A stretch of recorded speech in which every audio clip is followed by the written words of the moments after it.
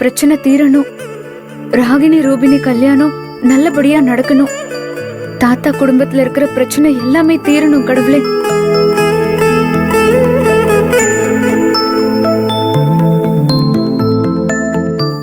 என் நர்மதா என்கிட்ட சீக்கிரம் என் காதலுக்கு ஓகே சொல்லணும் சாமி.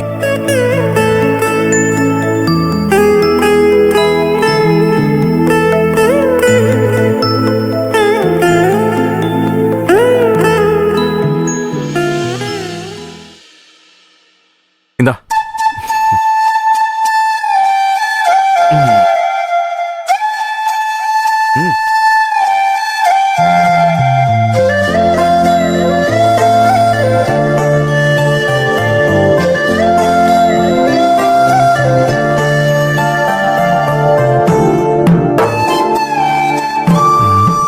நர்மதா, நேத்து வீட்டுல ஒரு கப்பை வச்சு அதுல கல்ல போட்டு விளையாடிக்கிட்டு இருந்தோம்ல, அதுல நான் என்ன நினைச்சு கல்லு போட்டேன் தெரியுமா?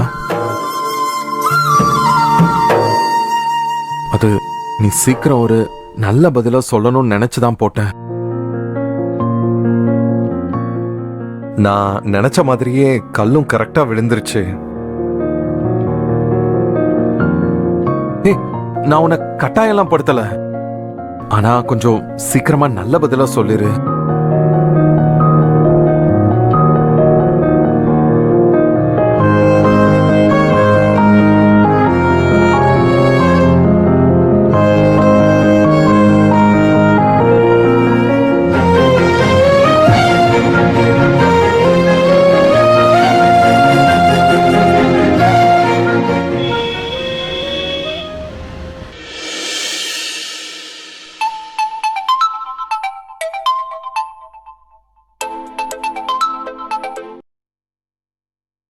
சொல்லுடி.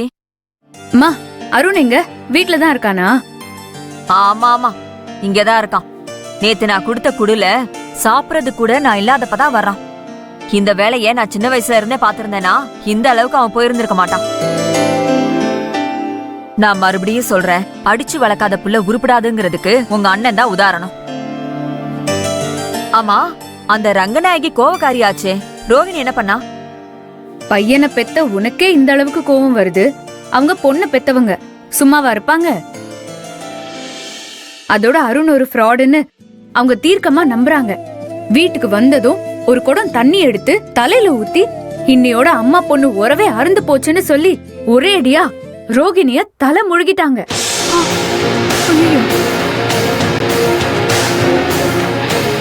அப்புறம் தாத்தா பாட்டின்னு எல்லாரும் பேசி ஓரளவுக்கு சமாதானமாகி இறங்கி வந்திருக்காங்க. என்ன இறங்கி வந்துட்டாளா? என்னடி சொல்ற? ரங்கநாயகி புடிச்சா புடியல இருப்பா, எப்படி இறங்கி வந்தா? வீட்ல அடுத்தடுத்து பிரச்சனையாவே இருக்குன்னு சொல்லி எல்லார் ஜாதகத்தையும் எடுத்துக்கிட்டு ஜோசியரை பார்க்க போனோம். அங்க ஜோசியர் என்னன்னா, ரோகிணி அருண நம்ம யார் நினைச்சாலும் பிரிக்கவே முடியாது, இவங்க சேர்ந்து வாழதான் பிறப்பே எடுத்திருக்காங்கன்னு சொல்லிட்டாரு. வேற வழி இல்லாம அருண் இங்க வந்து ரோகிணி கூட தங்கறதுக்கு ஒத்துட்டு இருக்காங்க. நிஜமாதான் சொல்றியா? ரங்கநாயகி அருண மருமகனா ஏத்துக்கிட்டாளா? என்னால நம்பவே முடியல. மருமகனாலா ஏத்துக்கலமா, ஒரு வாரம் இங்க வந்து தங்கிருக்கதான் ஒத்துருக்காங்க. அதுக்குள்ள அவங்க மனசுல அருண் இடம் பிடிக்கணும். சரியா போச்சு.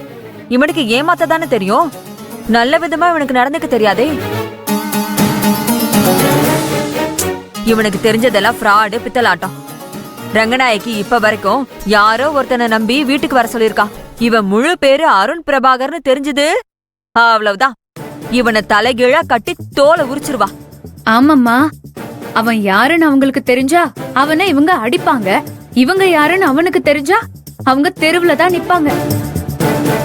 இவங்களுக்கு நடுவுல எங்க ரெண்டு பேரையும் ஒருத்தர் ஒருத்தர் தெரிஞ்சுக்காம மெயின்டைன் பண்றதுதான் எனக்கு பெரிய கஷ்டமா இருக்கு.